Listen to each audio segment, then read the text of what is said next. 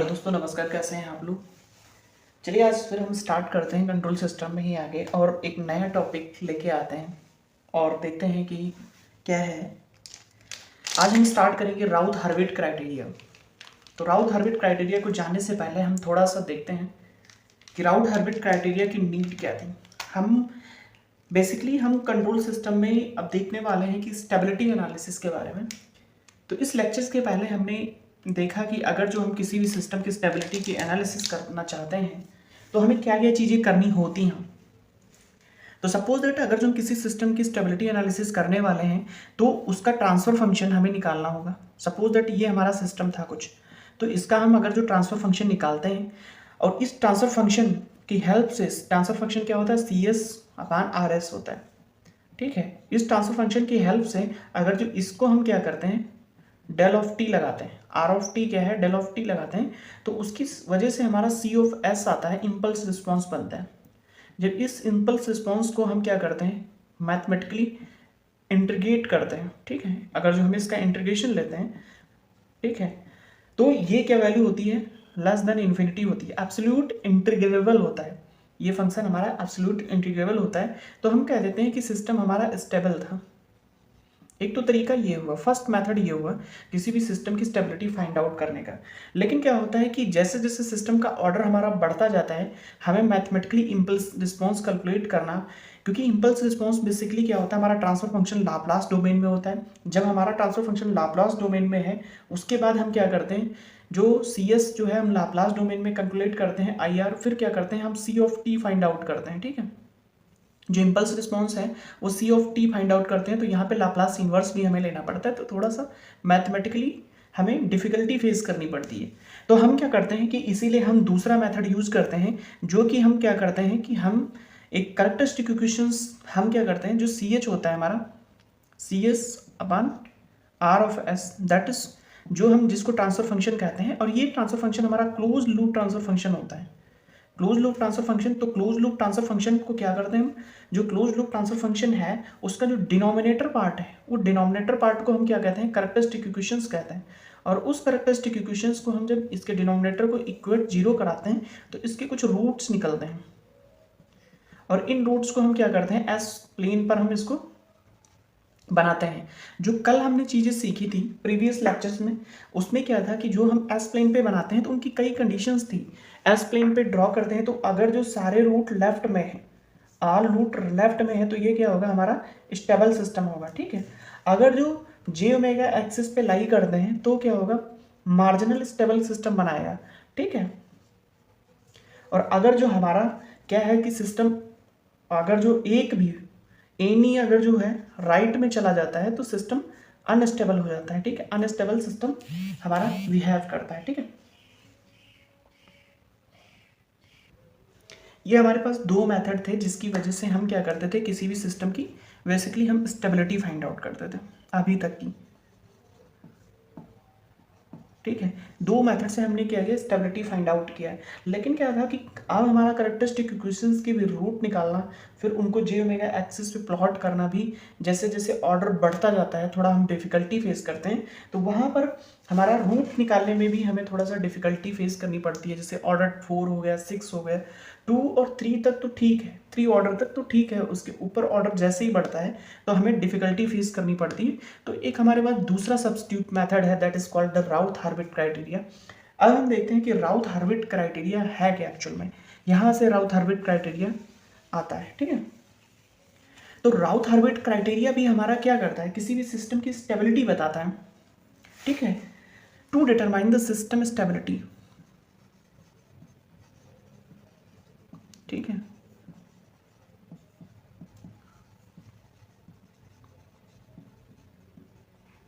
ठीक है, without finding, ठीक है, या obtaining the roots of CH equations. ठीक है, ये बेसिकली हमारा ट्रांसफर फंक्शन, हमारा स्टेबिलिटी फाइंड आउट करते हैं, फाइंडिंग द रूट्स मतलब हमें क्या, विदाउट वर्ड विदाउट है, विद नहीं, विदाउट है। हमें क्या होगा, किसी भी अगर जो कैरेक्टरिस्टिक इक्वेशंस है कि रूट नहीं निकालने पड़ेंगे, और रूट निकाले बगैर हम सिस्टम की स्टेबिलिटी फाइंड आउट कर सकते हैं।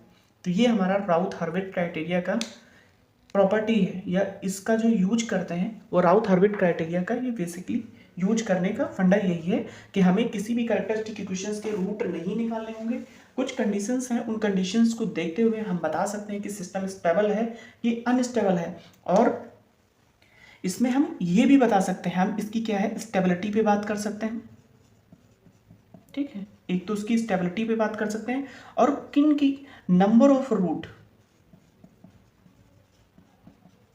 ठीक है, रिस्पॉन्सिबल फॉर, मतलब number of root by which system is unstable.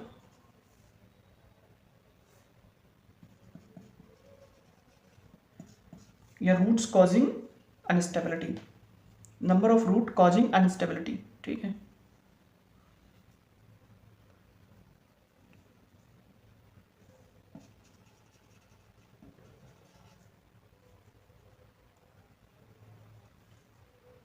ठीक है, मतलब कुल मिला के क्या है कि हम स्टेबिलिटी फाइंड आउट कर सकते हैं without finding the root of characteristic equations.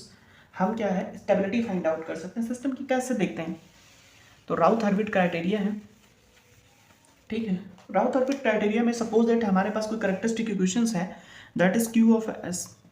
ठीक है, तो क्यू ऑफ एस क्या हो सकती है, हमारा कोई एन ऑर्डर है सिस्टम जिसकी कैरेक्टरिस्टिक इक्वेशन है, तो a naught s to power n plus का a one s to power n minus one plus का a two s to power n minus two and so on.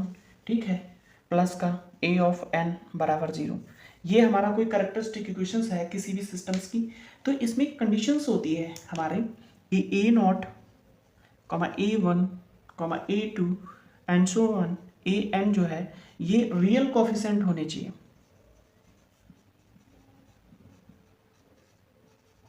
ठीक है, ठीक है, मतलब क्या है कि राउथ हर्विट क्राइटेरिया, ठीक है, किस किस कंडीशंस में अप्लीकेबल नहीं है, किस में नहीं है,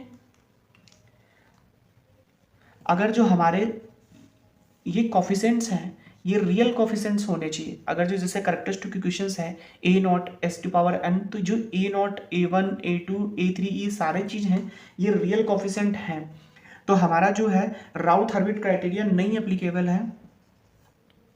ठीक है, आर डब्ल्यू लिख देते हैं, वहाँ से राउथ हर्विट हो जाता है, आर एच लिख देते हैं, आर एच क्राइटेरिया। ठीक है, आर एस सी से हम लोग आगे लेक्चर्स में बात करेंगे, आर एस सी। ठीक है, Routh Hurwitz criteria are not applicable.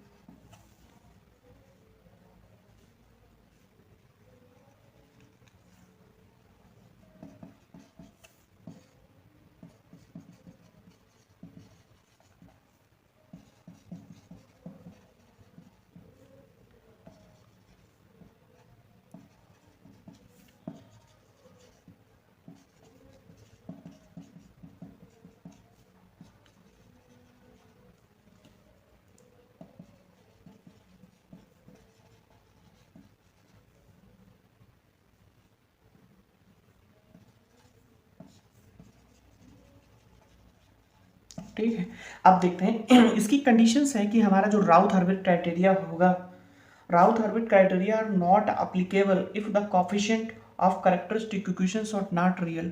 मतलब ये रियल होने चाहिए, कंडीशन है एक तरीके से, और अगर जो ये रियल नहीं है तो हमारा राउथ हर्विट क्राइटेरिया अप्लीकेबल नहीं होता है। ठीक है, पहली कंडीशन हो गई।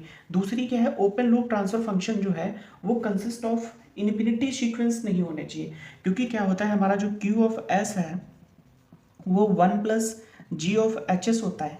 ये क्या होता है, ओपन लूप ट्रांसफर फंक्शन होता है, ओपन लूप ट्रांसफर फंक्शन। ठीक है, ये क्या होना चाहिए, इन्फिनिटी सीक्वेंस नहीं होना चाहिए। इन्फिनिटी सीक्वेंस का मतलब है जैसे कि अगर जो हम एक एग्जांपल लेते हैं, जी एच ऑफ एस क्या है, 3 e to the power minus 2s। ठीक है, अपॉन एस प्लस 2। ठीक है, तो ये क्या है, ये एक इन्फिनिटी सीक्वेंस है, ठीक है। तो इसलिए क्या है कि हमारा राउथ हर्विट क्राइटेरिया इस तरीके की सीक्वेंस में अप्लीकेबल नहीं है, ठीक है। राउथ हर्विट क्राइटेरिया ओनली ये रियल कोफिशिएंट होनी चाहिए और इन्फिनिटी सीक्वेंस नहीं होना चाहिए, मतलब कुछ लिमिटेड सीक्वेंस होना चाहिए, ऑर्डर डिफाइंड होना चाहिए। जैसे e⁻n है तो ये nth ऑर्डर सिस्टम है, तो इस तरीके से ऑर्डर डिफाइंड होना चाहिए क्लियरली। तो इसलिए हमारा दो चीज़ों के लिए हमारा सिस्टम अप्लीकेबल नहीं है। अब हम बिल्कुल बेहतरीन तरीके से देखते हैं कि राउथ हर्विट एरे जो होता है वो कैसे बनाते हैं और राउथ उसके लिए नेसेसरी कंडीशन और सफिशिएंट कंडीशंस क्या क्या होती हैं, ठीक है। तो राउथ हर्विट क्राइटेरिया में सबसे पहली चीज़ है कि हमारी जो बेसिक बोलें तो क्या है कि हमारे अगर जो किसी भी सिस्टम को स्टेबल होना है तो सारे कोफिशिएंट हमारे प्रेजेंट होने चाहिए, ठीक है। अगर जो सारे कोफिशिएंट प्रेजेंट हैं तो हमारा सिस्टम क्या होगा, हमारा सिस्टम स्टेबल होगा, ठीक है। तो हमारा सिस्टम सारे कोफिशिएंट होने चाहिए, सारे कोफिशिएंट हैं तब हमारा सिस्टम क्या है कि वो स्टेबल होगा। अगर जो सारे कोफिशिएंट अवेलेबल हैं, ऑल कोफिशिएंट होने चाहिए, प्रेजेंट हो और साइन जो होना चाहिए वो सेम होना चाहिए सबका। अगर ये दोनों कंडीशन मीट करती है तो सिस्टम स्टेबल होगा, ठीक है, ठीक। और नहीं, अगर ये दोनों कंडीशन मीट करती है तो हम देखेंगे कि सिस्टम की स्टेबिलिटी है कि नहीं है। अगर ये दोनों कंडीशन में से कोई कंडीशन फेल हो गई तो सिस्टम, जैसे कि अगर जो एक एग्जांपल लेके देखते हैं तो अच्छे से समझ में आए। एग्जांपल क्या है कि अगर जो क्यू ऑफ एस क्या है, हमारा फोर्थ ऑर्डर सिस्टम है, S square plus S Q plus 2s² plus का s+1, तो हम देखते हैं कि सारे कोफिशिएंट प्रेजेंट हैं, जैसे कि s⁻n प्लस s⁻n-1, s⁻n-2, इस तरीके से सारे कोफिशिएंट होनी चाहिए s⁻0 तक, n से 0 तक, मतलब n+1 टर्म्स प्रेजेंट होनी चाहिए इसमें। तो देखते हैं s⁻4 3 2 1 0 सारे कोफिशिएंट प्रेजेंट हैं और सबके साइन एक जैसे होने चाहिए, जैसे ये प्लस में है, प्लस में है, प्लस में है, सारे प्लस में है।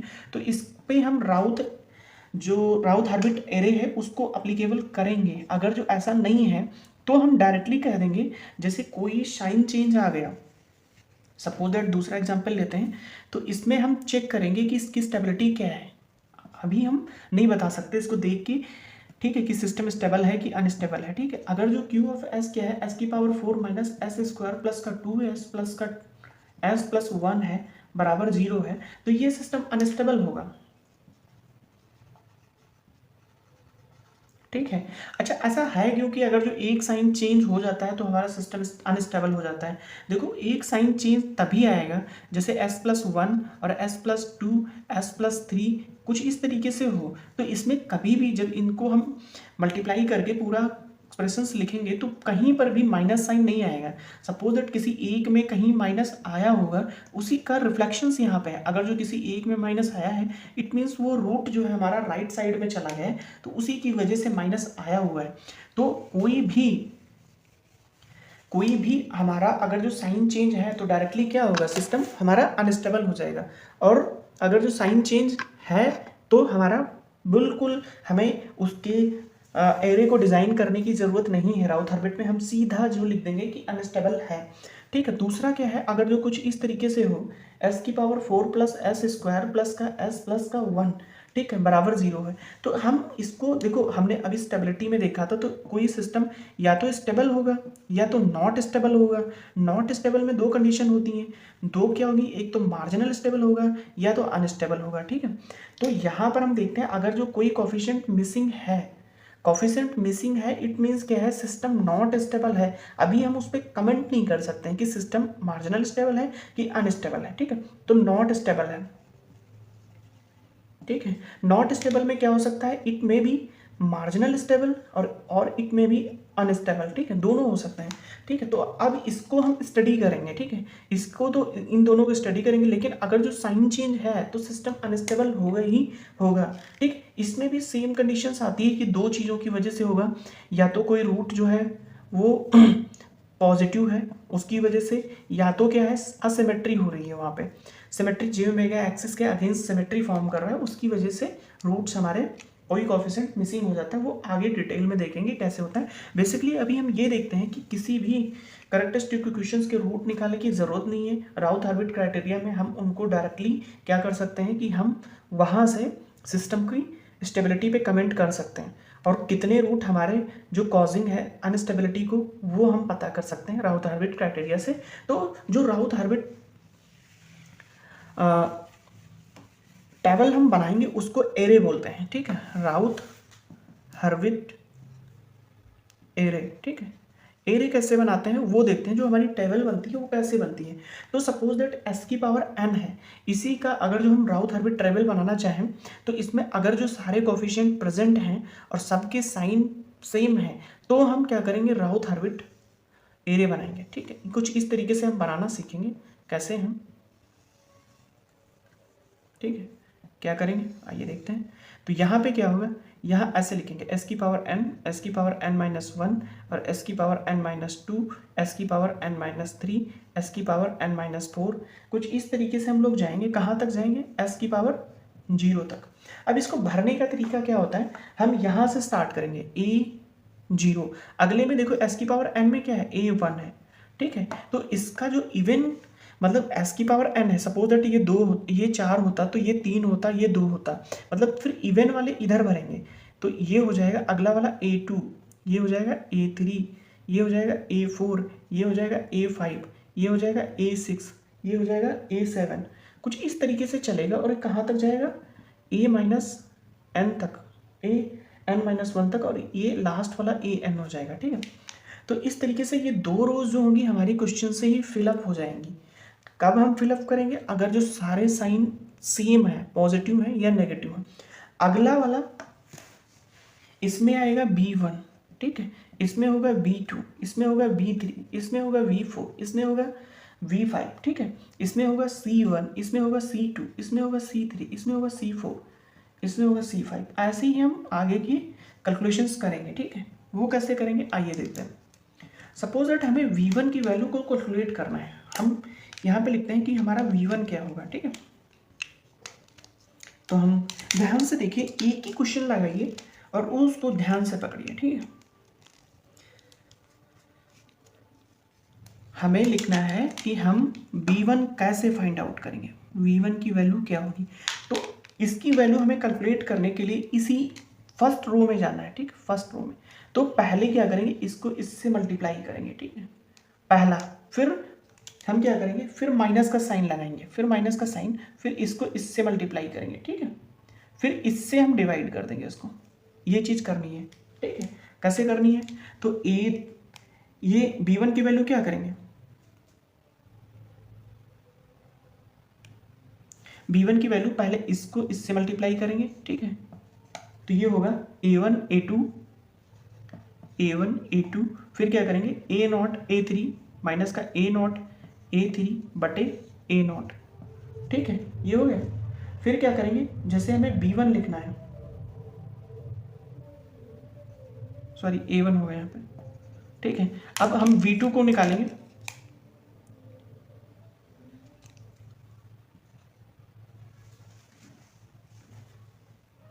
इसको लिखेंगे, ठीक है। अब क्या करेंगे, हम v2 की वैल्यू निकालेंगे। v2 को देखते हैं ध्यान से कैसे करेंगे। v2 निकालने के लिए हम क्या करेंगे, इसको अगली वाली रो से मल्टीप्लाई करेंगे। कैसे करेंगे, सिमिलरली वैसे ही, इसको पहले इससे मल्टीप्लाई, फिर इसको इससे मल्टीप्लाई, फिर यही वाला टर्म नीचे आ जाएगा। तो क्या होगा, a1 a4 से मल्टीप्लाई होगा, इसको यहाँ से मल्टीप्लाई करेंगे, ठीक। a1 a4 से मल्टीप्लाई होगा माइनस का, फिर इसको यहाँ से करेंगे a0 a5, फिर बटे a1। मतलब क्या है, पहले नीचे वाले को इसको पकड़ेंगे, ठीक है, और अगले में मल्टीप्लिकेशन करेंगे, ठीक है। इसी तरीके से हम v3 निकाल लेते हैं। v3 क्या होगा, फिर a1 से इसको मल्टीप्लाई करेंगे ऐसे, ठीक है, फिर a0 से ऐसे। तो ये हो जाएगा a1 इंटू a6, ठीक, माइनस का a0 और a7 अपान a1। अब सपोज दैट b1 आ गया, c1। अब c1 की वैल्यू अगर जो हमें निकालनी हो तो कैसे निकालेंगे, तो अब c1 के ऊपर क्या है, ये b1 है। अब b1 से हम क्या करेंगे, a3 को मल्टीप्लाई करेंगे, ठीक है। तो क्या करेंगे, C1 की वैल्यू कैसे निकालेंगे, जैसे C1 के ऊपर क्या था, ये था, अब इसको मल्टीप्लाई करेंगे B1 A3 माइनस को क्या करेंगे A1 जो है यहाँ पे, ठीक है, इसको इससे मल्टीप्लाई करेंगे माइनस का A1 B2 अपान में क्या करेंगे B1 कर देंगे, ठीक है। इस तरीके से हम आगे चले जाएंगे चले जाएंगे चले जाएंगे। अब इसको फाइंड आउट करने के लिए हमें क्या करना होगा, कुछ हमारे पास कंडीशंस होती हैं, उन कंडीशंस को हमें देखना होगा। सबसे पहले हमारे पास क्या दी होगी, क्यूएस दी होगी, कोई कैरेक्टरिस्टिक इक्वेशंस दी होगी। उस कैरेक्टरिस्टिक इक्वेशंस को हम क्या करेंगे, हमारा जो राउथ हार्विट एरे है उसमें पहली और दूसरी रो में फिलअप कर देंगे। पहली दूसरी रो फिलअप करने के बाद हम नेक्स्ट रो कैसे कैलकुलेट करेंगे, हम क्या करेंगे, जो वाली रो कैलकुलेट करनी है उसके ऊपर वाले से स्टार्ट करेंगे, उसकी क्रॉस मल्टीप्लिकेशन करेंगे विद माइनस साइन। जैसे इसको इससे मल्टीप्लाई करेंगे सबसे पहले, फिर इसके ऊपर वाले को इससे मल्टीप्लाई करेंगे, माइनस का साइन लगाएंगे, ठीक है। ऐसे अगले वाले यहाँ V2 पे आएंगे, लेकिन ये सीरीज चलेगी यहाँ से, ठीक है। V2 पे जाएंगे तो A2 को यहाँ से मल्टीप्लाई करेंगे और A1 को यहाँ से मल्टीप्लाई करेंगे, ठीक है, और अपान यही फैक्टर रहेगा। C1 को कैलकुलेट करेंगे तो इसके ऊपर वाले पे जाएंगे, ठीक है, इसके ऊपर वाली दो रो लेंगे, तो पहले यहीं से स्टार्ट करेंगे, ठीक है, फिर इसको यहाँ से मल्टीप्लाई करेंगे, फिर आगे जैसे जैसे क्वेश्चंस लगाएंगे तो ये चीज़ और भी हमारी क्लियर होती चली जाएगी। तो अब इसमें दो तरीके की हमारी कंडीशंस होती हैं, वो कंडीशंस हमें देखनी होंगी कि क्या कंडीशंस होती हैं, ठीक है। तो वो कंडीशंस हमारी दो तरीके की कंडीशंस हैं, एक है नेसेसरी कंडीशन, एक है सफिशिएंट कंडीशंस, ठीक है। तो हम देखते हैं कि हमारी जो नेसेसरी कंडीशंस है वो क्या है, ठीक है। तो हमारी दो तरीके की कंडीशंस होती हैं। पहली जो कंडीशंस होती है वो नेसेसरी कंडीशंस होंगी,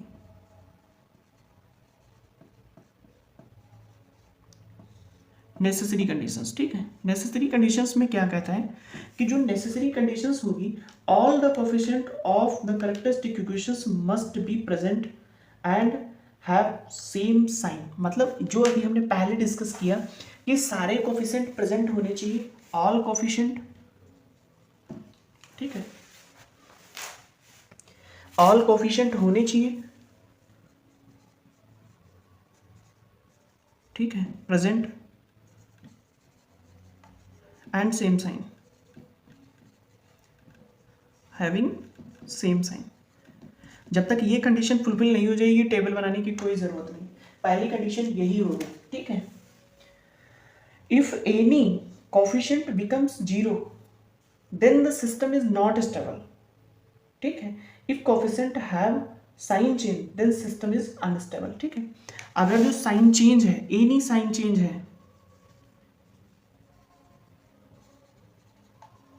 साइन चेंज है, आंख मूंद के सिस्टम जो होगा अनस्टेबल होगा, ठीक है। अगर जो कोई मिसिंग है तो क्या होगा, नॉट स्टेबल होगा।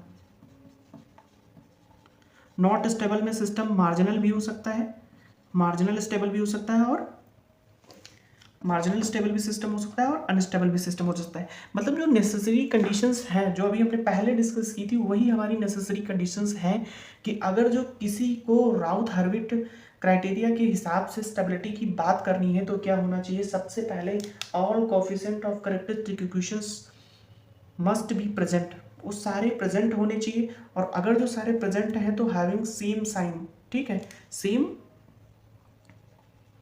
साइन होना चाहिए, ठीक है।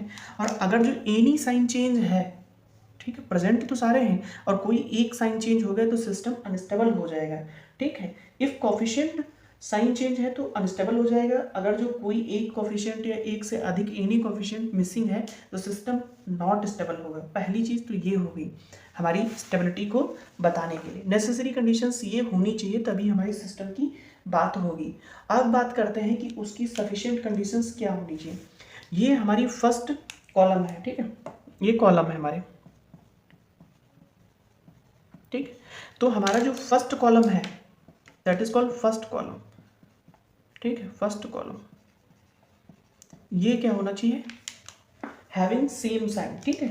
इसमें मस्ट सेम साइन अगर जो है तो सिस्टम क्या है, स्टेबल है, ठीक है। अगर जो सब में सेम साइन है तो सिस्टम क्या है, स्टेबल है, ठीक है, पहली बात हो गई। दूसरी बात है अगर जो किसी में साइन चेंज है, ठीक है, अगर जो क्या है साइन चेंज है, साइन चेंज्ड, ठीक है, साइन चेंज है तो क्या होगा, अगर जो साइन चेंज है तो नंबर ऑफ साइन चेंज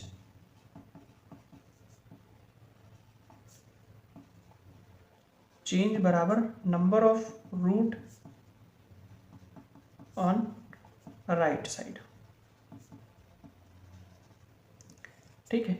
मतलब जितने बार साइन चेंज, अगर जो इसमें साइन चेंज हो रहा है तो जितनी बार साइन चेंज है, जितनी बार साइन चेंज है उतने number of root right side होंगे। जाहिर सी बात है, अगर जो साइन चेंज है तो रूट राइट साइड होने का मतलब क्या है, सिस्टम अनस्टेबल है। बिल्कुल आंख मूंद के हमें बताना है कि सिस्टम अनस्टेबल है, ठीक है। अगर जो कोई रो कंप्लीटली जीरो हो गई, तो ये कॉलम थे, ये है रो, ठीक है, दिस इज कॉल्ड रो, ये रो है। अगर जो कोई रो कंप्लीटली जीरो हो गई, ठीक है, ठीक है, अगर जो कोई रो कंप्लीटली जीरो हो गई है, ठीक है, कंप्लीटली जीरो हो गई है, कोई रो कंप्लीटली जीरो हो गई है, तो यहां से हमारा क्या होगा, सिस्टम नॉट स्टेबल हो जाएगा, ठीक है। और सिस्टम का नॉट स्टेबल होना, इस कलर चेंज करते हैं यहां पे,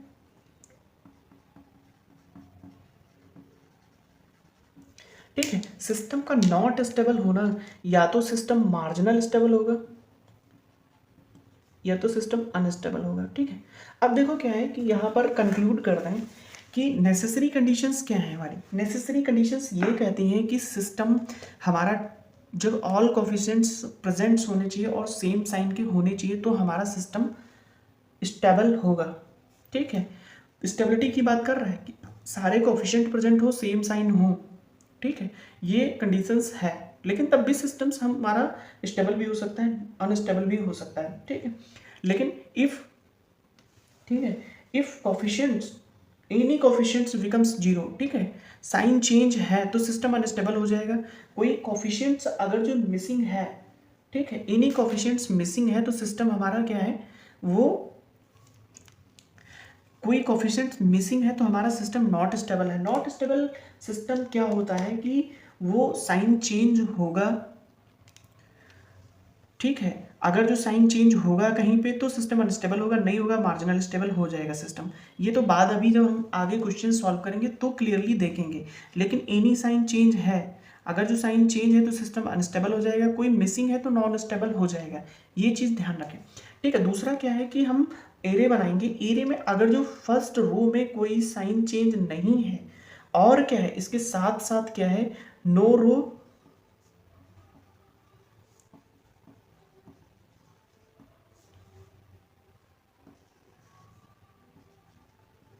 ठीक है, कोई रो जीरो नहीं है और सेम साइन चेंज है तो सिस्टम स्टेबल होगा, ठीक है। दूसरा क्या है, अगर जो कोई रो कंप्लीटली जीरो हो गई है तो सिस्टम नॉट स्टेबल होगा, मतलब वो मार्जिनल स्टेबल भी हो सकता है सिस्टम और अनस्टेबल भी हो सकता है सिस्टम। तो ये चीज़ें हमने एक ही बोर्ड पे सारी पूरी चीज़ें देख ली। अब इसकी जैसे जैसे आगे चीज़ें बढ़ेंगी तो वैसे वैसे हम देखेंगे। देखो, system roots characteristic equations lie on J omega axis S plane only if the roots, ठीक है, बिकम्स कंप्लीटली जीरो। अगर जो मार्जिनल स्टेबल में क्या है, कोई भी जब जे ओमेगा एक्सिस पे जाएगा, ठीक है, तो ये कंप्लीटली रो को जीरो करेगा। मतलब अगर जो कोई रो कंप्लीटली जीरो हो रही है तभी हमारे जो रूट्स होंगे वो जे ओमेगा एक्सिस पे जाएंगे। जे ओमेगा एक्सिस पे तभी रूट जाएंगे जब कोई रो कंप्लीटली जीरो हो रही हो। याद रखना कि अगर जो जे पूरी रो जीरो ना हो रही हो, इट मीन्स कोई भी रूट हमारा जे ओमेगा एक्सिस पे नहीं जाएगा। सारे रूट क्या होंगे, रियल एक्सिस पे लाई करेंगे। अगर जो साइन चेंज है इसमें फर्स्ट रो में तो क्या होगा कि हमारे रूट राइट साइड में जाएंगे।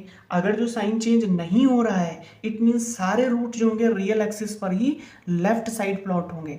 अगर जो कोई रो कंप्लीटली जीरो हो रही है, इट मीन्स कि रूट हमारे जे ओमेगा एक्सिस पे जाएंगे। और आगे देखेंगे कि अगर जो रो यहाँ पर जीरो हो रही है तो कितने रूट जे ओमेगा एक्सिस पे होंगे, कितनों की सिमेट्री फॉर्म होगी, ठीक है। लेकिन ये बात तय हो जाती है कि सिस्टम हमारा नॉट स्टेबल होगा।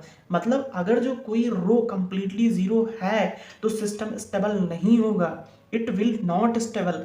नॉट स्टेबल में सिस्टम मार्जिनल स्टेबल हो सकता है या फिर सिस्टम अनस्टेबल हो सकता है। अनस्टेबल सिस्टम तब होगा कंप्लीटली जीरो होने पे हम दूसरे तरीका देखेंगे, ऑक्सिलरी इक्वेशंस बनाएंगे। ऑक्सिलरी इक्वेशंस बनाने के बाद में हम क्या करेंगे, इसमें फिटअप करेंगे। उसके बाद जब आगे सॉल्व करेंगे, अगर जो आगे कोई साइन चेंज मिलता है then the system is unstable although there is symmetry. ठीक है, आफ्टर जहां से हमारी रो जीरो होगी वहां के बाद में जितने रो रूट बनेंगे वो सारे सिमेट्री होंगे, लेकिन उसमें जे ओमेगा एक्सिस को मिलाते हुए रियल एक्सिस के साथ में सिमेट्री होगी। मतलब कुछ जैसे अगर जो 4 रूट हैं तो कुछ इस तरीके का भी कॉम्बिनेशन हो सकता है। मतलब जे ओमेगा एक्सिस पे भी रूट होंगे और रियल एक्सिस पे भी उनकी सिमेट्री बन सकती है, तो सिस्टम हमारा अनस्टेबल होगा। सीधा सीधा समझने का यही तरीका है कि ऑल कोफिशिएंट प्रेजेंट हैं, ऑल कोफिशिएंट प्रेजेंट है और सेम साइन है तो सिस्टम की स्टेबिलिटी की गारंटी नहीं है। तो उसके लिए हम रूट लोग ये राउथ हार्विट क्राइटेरिया का एरे डिजाइन करेंगे। सिंपल सा अगेन हम सोचते हैं कि अगर जो हमारी कोई कैरेक्टरिस्टिक इक्वेशंस दी हुई है और कैरेक्टरिस्टिक इक्वेशंस में सारे कोफिशिएंट प्रेजेंट हैं और उनके सेम साइन हैं, तब भी ये गारंटी नहीं है कि सिस्टम स्टेबल है। उसका एरे डिजाइन करेंगे। एरे की फर्स्ट रो में अगर जो कोई साइन चेंज नहीं है देन पूरी इक्वेशंस हमारी स्टेबिलिटी को डिफाइन करेगी। मतलब ये जो है वो सिस्टम स्टेबल होगा। अगर जो सारे कोफिशिएंट सेम साइन के हैं और हमने एरे डिजाइन किया और इसमें साइन चेंज मिल गया, इट मीन्स कि सिस्टम हमारा अनस्टेबल होगा। भले ही यहाँ पे सारे कोफिशिएंट पॉजिटिव हैं। मतलब जब सारे कोफिशिएंट सेम साइन है तो वो स्टेबिलिटी की गारंटी नहीं है। वो केवल और केवल क्या है कि हम आगे प्रोसीड कर सकते हैं। ये नेसेसरी कंडीशन है। नेसेसरी कंडीशंस अपने आप में डिफाइंड नहीं है, ठीक है। लेकिन अगर जो कहीं साइन चेंज है, कहीं साइन चेंज है, ठीक है, तो हमारा सिस्टम क्या होगा, वो नॉट स्टेबल की जोन में आएगा। ठीक है,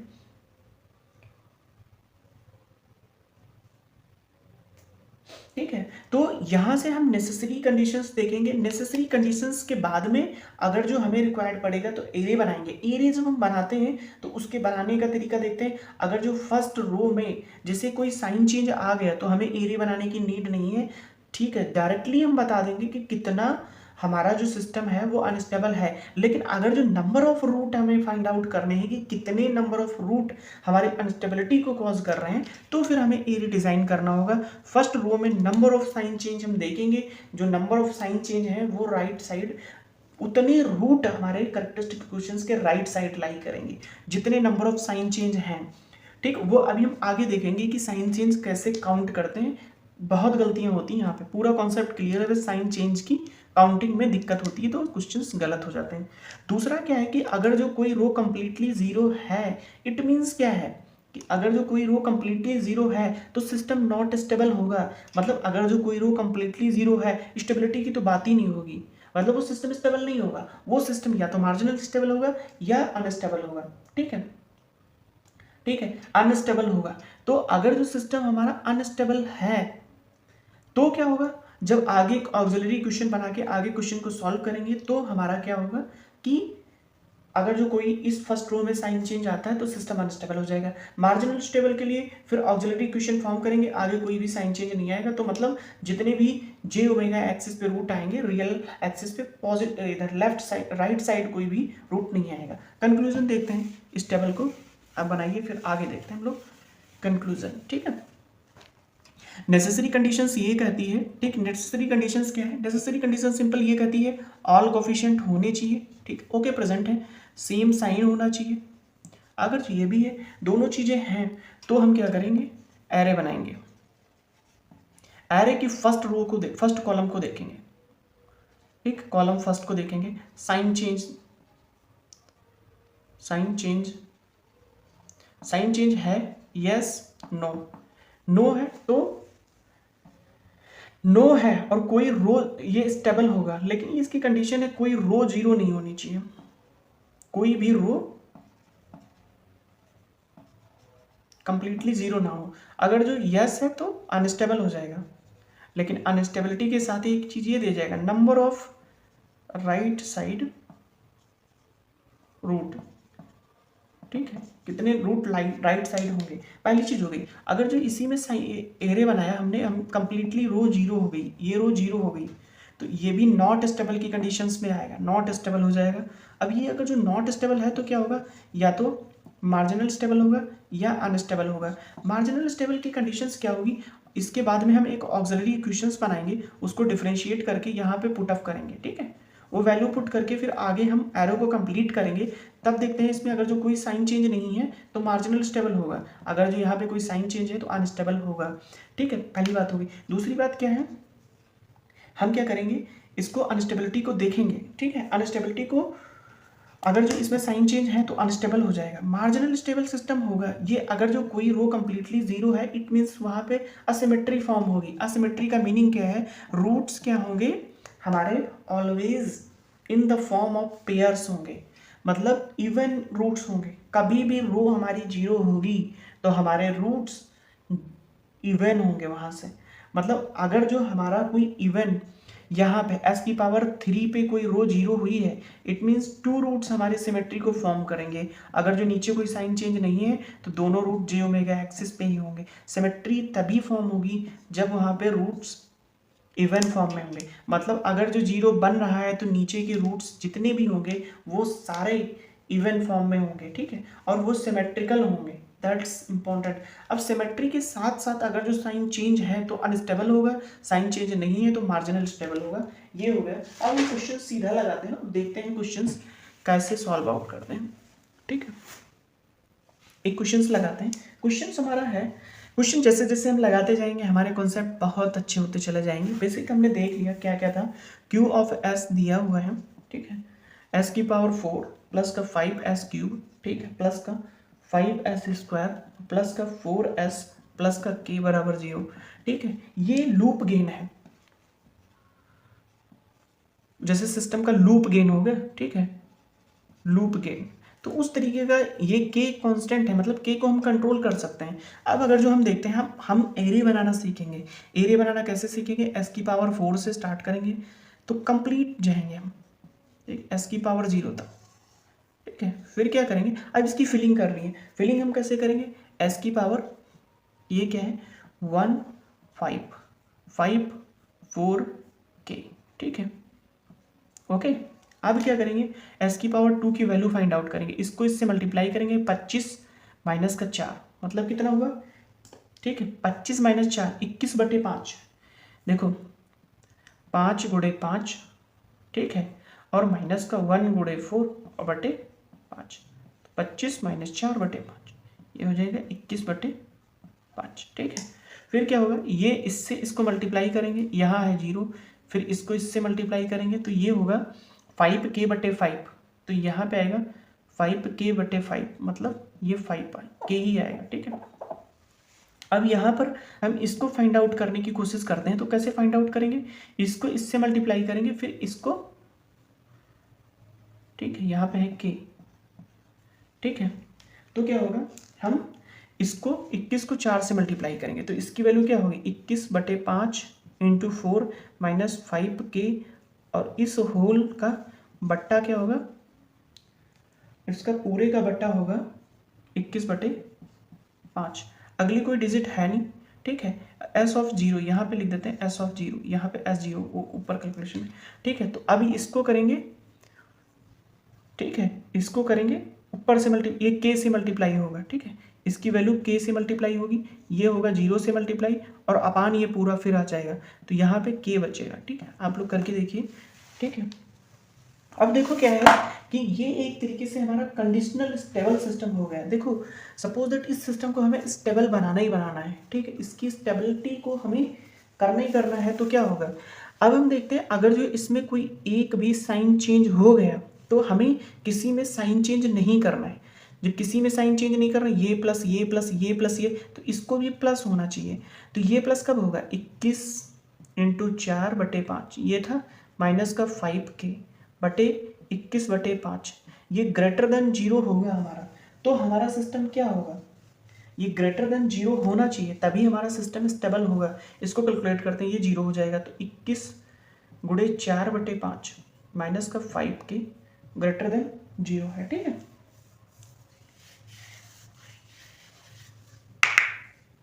ठीक है।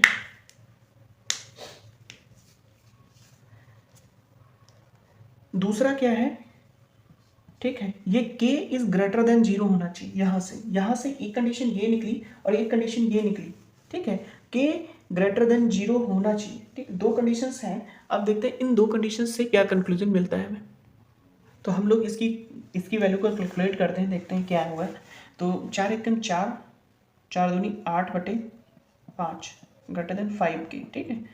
k की जो वैल्यू आएगी, k लेसर देन, ठीक है, ठीक, ये हो जाएगा 84/25। k इससे छोटा होना चाहिए। दूसरा क्या है, k इससे बड़ा होना चाहिए। दो चीज़ें मिल गई ना, क्योंकि इसमें क्या है, दो कंडीशंस हैं, k इससे बड़ा होना चाहिए और k इससे छोटा होना चाहिए। यहाँ पे सिस्टम हमारा क्या होगा, स्टेबल है। स्टेबल तो है, लेकिन इसी को बोलेंगे कंडीशनल स्टेबिलिटी है।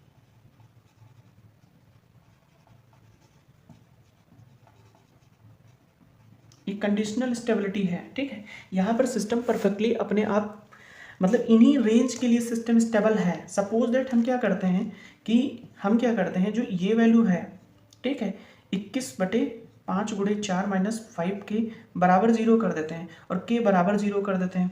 मतलब क्या होगा, इस वैल्यू पर सिस्टम जो होगा हमारा मार्जिनल स्टेबल होगा, ठीक है। k की वैल्यू क्या होनी चाहिए, k बराबर, अगर जो हम 84 रख देते हैं, 84/25, ठीक है। मतलब इससे वैल्यू, अगर जो इस इक्वल वैल्यू पे बात करेंगे तो हमारा सिस्टम क्या होगा, वो मार्जिनल स्टेबल सिस्टम बिहेव करेगा, बराबर 0, ठीक है। मतलब कोई साइन चेंज नहीं है, इसको 0 कर देंगे, ठीक है। अगर जो इसको भी 0 कर देते हैं तो सिस्टम हमारा मार्जिनल स्टेबल हो जाएगा। तो मार्जिनल स्टेबल की कंडीशंस क्या होती है, अगर जो हमें ये रो कंप्लीटली 0 करनी है तो उसको क्या करना होगा, इसको 0 कर देंगे, इसको भी 0 कर देंगे। तो दो 0 करके हम क्या कर सकते हैं, सिस्टम को मार्जिनल स्टेबल बना सकते हैं, ठीक है। सिस्टम मार्जिनल स्टेबल कब होगा, जब ये कंप्लीटली 0 होगी। कंप्लीटली 0 के लिए क्या कंडीशन है, ये कंडीशन मिल जाएगी, ठीक है। मतलब इसमें कंडीशन, सिस्टम क्या है, स्टेबल रहेगा। यहाँ पे और यहाँ पे सिस्टम क्या है, मार्जिनल स्टेबल रहेगा, ठीक है। इसके अलावा जितनी वैल्यूज होंगी, इधर की वैल्यू और इधर की वैल्यूज के लिए वो सिस्टम क्या होगा, अनस्टेबल सिस्टम बिहेव करेगा। यही होता है कंडीशनल स्टेबल। कंडीशनल स्टेबल क्या है, k की वैल्यू अगर जो 0 से बड़ी होगी और 84/25 से छोटी होगी तो क्या होगा कि हमारा इधर सिस्टम, इस पे मार्जिनल स्टेबल है, इस पे सिस्टम स्टेबल है, यहाँ पर भी सिस्टम क्या है, मार्जिनल स्टेबल है, और आफ्टर दिस सिस्टम हमारा क्या है, अनस्टेबल है। अनस्टेबल, इधर भी अनस्टेबल सिस्टम हो जाता है, ठीक है। तो हमने देखा कि सबसे पहले यहाँ पर हमने इसकी स्टेबिलिटी कैलकुलेट करने की कोशिश की, ठीक है। तो अगर जो k की वैल्यू 5 रख देते हैं, सपोज दैट हम एक क्वेश्चन लेते हैं, यहाँ पर k की वैल्यू 5 रख के अब फिर आगे कैलकुलेट करते हैं और देखते हैं कि सिस्टम में क्या क्या चीज़ें होंगी। कुछ इसी तरीके से हम सिस्टम को लेके चलेंगे। सपोज दैट k की वैल्यू 5 रख दी यहाँ पे, तो हम इसको डिज़ाइन करेंगे s⁴ s³ s², s1 s0, ठीक है। तो ये हो जाएगा 1 5 5 4 और 5, ठीक है। इसको मल्टीप्लाई करेंगे 25 - 21/5, ठीक है। अगला वाला जब इसको मल्टीप्लाई करेंगे ये आ जाएगा 5, ठीक है। इसको जब मल्टीप्लाई करेंगे, ठीक है, और इसको तो ये हो जाएगा 21 × 4/5 और माइनस का 25 और इस ब्रैकेट अपान ये कितना हो जाएगा 21/5, ठीक है। यहाँ पर आ जाएगा 5, ठीक है। तो इसकी वैल्यू को हम कैलकुलेट करके देखते हैं कितना आती है। तो ये हो जाएगी, ठीक है। इसको अप्रॉक्सली काट लेते हैं। तो 21, 5 चक्कू 20 और 10 लगाए 0, 5 दूनी 10, ठीक है। तो 4 दूनी 8 और 4 चक्कू 16 माइनस का 25, ठीक है, ठीक है। तो ये क्या हो जाएगी, ये माइनस में वैल्यू आएगी, ये यहाँ पे क्या आएगी, माइनस में वैल्यू आएगी। माइनस में वैल्यू का आना मतलब हमारा यहाँ पे क्या है, साइन चेंज हो गया, ठीक है। ये माइनस में कुछ वैल्यू आएगी, माइनस में वैल्यू का आना हमारा साइन चेंज हो गया, मतलब ये सिस्टम क्या होगा, अनस्टेबल सिस्टम है, ठीक है। अगर जो यहाँ पर गेन हम 5 लेके चलते हैं तो हमारा सिस्टम अनस्टेबल हो जाएगा, क्योंकि हमने देखा था जो पहले हम k की वैल्यू के लिए सॉल्व कर रहे थे तो 0 से बड़ी थी और 84/25 से कम थी, मतलब 3 पॉइंट कितना हो जाएगा, ठीक है, 3.4 के आसपास की वैल्यू हो जाएगी, ठीक है।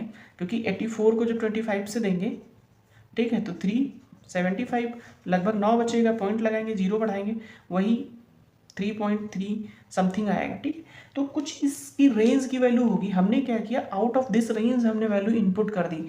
अब इसको 3 लगा के देखते हैं कि सिस्टम स्टेबल होगा। ये होना चाहिए, क्योंकि हमने किया कि इस वैल्यू के लिए सिस्टम ये स्टेबल है। सपोज दैट इसकी वैल्यू हम 3 लेते हैं, ठीक है, इसकी वैल्यू हम क्या करते हैं 3 लेते हैं। यहाँ पर वैल्यू यहाँ पे क्या आती, 3 आती, ठीक है, तो यहाँ पे वैल्यू 3 आती, तो ये क्या हो जाती, 5 या 15 हो जाती, ठीक है, ये 15 हो जाती। तो अब हम कैलकुलेट कर दें तो ये 15 हो जाती, तो 16 में से ये माइनस होता तो प्लस साइन आ जाता। कुछ पॉइंट्स में वैल्यू आती बट ये प्लस में साइन होता, तो हमारा सिस्टम स्टेबल होता। ठीक, अगर जो 3 लेके लेते, अगर जो हमने 5 लिया है यहाँ पे, तो क्या होगा हमारा, अगर जो 3.3 लेते तो सिस्टम स्टेबल आता। लेकिन अगर जो हम 5 लेके कैलकुलेट करते हैं तो ये 5, ये 5, ये 25, ये माइनस में आएगा कुछ वैल्यू, तो माइनस हमारा यहाँ आ गए। तो नंबर ऑफ साइन चेंज कुछ लोग एक बोल देते हैं, गलत है। ऊपर से काउंट करना, plus plus plus plus plus plus plus plus कितना साइन, यहाँ पे आए साइन चेंज हो गया, अब माइनस में काउंटिंग स्टार्ट हो गई। तो एक साइन चेंज यहाँ पर मिला और एक साइन चेंज यहाँ पर मिला, मतलब अगली बार गए +1, तो 2 साइन चेंज हो गए। तो number of root lying on the left right side कितने होंगे, राइट साइड रूट कितने होंगे, राइट साइड रूट होंगे बराबर 2, ठीक है। तो लेफ्ट साइड रूट कितने होंगे, लेफ्ट साइड रूट कितने होंगे हमारे, लेफ्ट साइड रूट भी 2 होंगे, ठीक है, ठीक। राइट साइड रूट 2 होंगे, लेफ्ट साइड रूट 2 होंगे। इस तरीके से हम क्वेश्चन को सॉल्व करेंगे। आगे हम कुछ क्वेश्चंस देखेंगे, ठीक है। मार्जिनल स्टेबिलिटी कई सारे बहुत अच्छी तरीके से आगे देखेंगे। बेसिकली एक बार और हम रिकॉल करते हैं चीज़ों को और अपनी क्लास को यहीं पे समाप्त करते हैं। बस एक बार रिवीजन करते हैं। जो हमारा राउथ-हर्विट क्राइटेरिया था हमने इसलिए यूज किया क्योंकि हम ट्रांसफर फंक्शन से स्टेबिलिटी फाइंड करते तो इम्पल्स रिस्पॉन्स निकाल के फाइंड आउट करनी पड़ती हमें, जो कि क्या था, थोड़ा डिफिकल्ट टास्क था, क्योंकि हमें इम्पल्स रिस्पॉन्स निकालना अपने आप में बहुत बड़ी चीज़। तो अगर जो फर्स्ट ऑर्डर सेकंड ऑर्डर के लिए तो ठीक था, लेकिन हायर ऑर्डर की जैसे ही बात करते हैं तो थोड़ा सा डिफिकल्टी लेवल बढ़ता रहता है।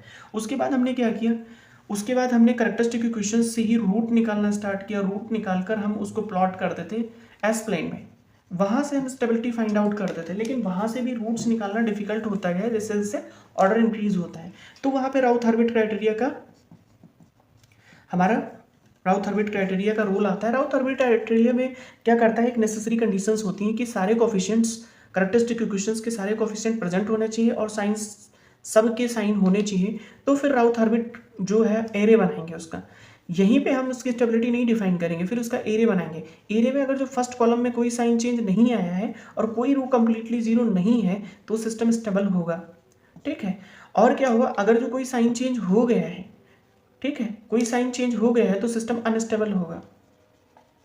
लेकिन अगर जो कोई रो कंप्लीटली जीरो हो गई है तो स्टेबिलिटी की बात ही नहीं होगी, फिर मार्जिनल स्टेबल सिस्टम होगा। मार्जिनल स्टेबल के बाद में हम उसकी ऑक्सिलरी इक्वेशन बनाकर हम देखेंगे कि सिस्टम होगा या मार्जिनल स्टेबल है कि अनस्टेबल है। यहाँ पे नॉट स्टेबल सिस्टम हो जाएगा, NS हो जाएगा। तो मार्जिनल स्टेबल भी हो सकता है और अनस्टेबल सिस्टम भी हो सकता है। ये चीज़ हम अभी नहीं देखें, ये चीज़ हमने देख ली कि कोई रो कंप्लीटली जीरो नहीं थी और हमने क्या किया, कोई साइन चेंज नहीं है, कोई रो कंप्लीटली जीरो नहीं है, कोई साइन चेंज नहीं है, तो सिस्टम स्टेबल है। ओके, अभी हमने देखा कि अगर जो हम 5 वैल्यू के बराबर 5 वैल्यू के लिए यूज कर रहे थे तो उसमें साइन चेंज थे। साइन चेंज कितने थे, ऊपर से आ रहे थे तो प्लस चल रहा था, लेकिन बीच में माइनस आ गया, फिर प्लस आ गया, तो यहाँ पे 2 साइन चेंज हो गए। तो 2 रूट हमारी अनस्टेबिलिटी को कॉज कर रहे थे, वो अनस्टेबल सिस्टम हो गया। वहाँ पे ना तो मार्जिनल स्टेबल होगा ना स्टेबल होगा, सीधा अनस्टेबल होगा अगर जो फर्स्ट रो में कोई भी साइन चेंज आता है। जितने नंबर ऑफ साइन चेंज होंगे उतने रूट राइट साइड लाई करेंगे ही करेंगे। ये फाइनल हो गया। अब टाइप 4 था इक्वेशंस का, इट मीन्स 4 रूट होंगे तो 2 रूट राइट साइड चलेंगे, it means 2 root left side भी होंगे हमारे, ठीक है। ठीक है, थैंक यू। अगली क्लासेस में मिलते हैं और राउथ-हर्विट क्राइटेरिया भी आगे स्टार्ट करेंगे, रूट लोकस भी स्टार्ट करेंगे, राउथ-हर्विट क्राइटेरिया के कोई क्वेश्चन देखेंगे। अभी ऑक्सिलरी क्वेश्चंस वाले क्वेश्चंस देखेंगे, फिर देखेंगे हमारे जो रूट्स हैं वो कैसे कैसे हमारे सिमेट्री फॉर्म करते हैं और कहाँ कहाँ पे लाई करते हैं, ठीक है। मिलते हैं नेक्स्ट क्लास में। Thank you so much for joining us. हमारे चैनल को लाइक करते रहिए, आपको सारी क्लासेस इसी चैनल पे मिलेंगी, टेक पाठशाला पे, ठीक है। Okay, thank you so much.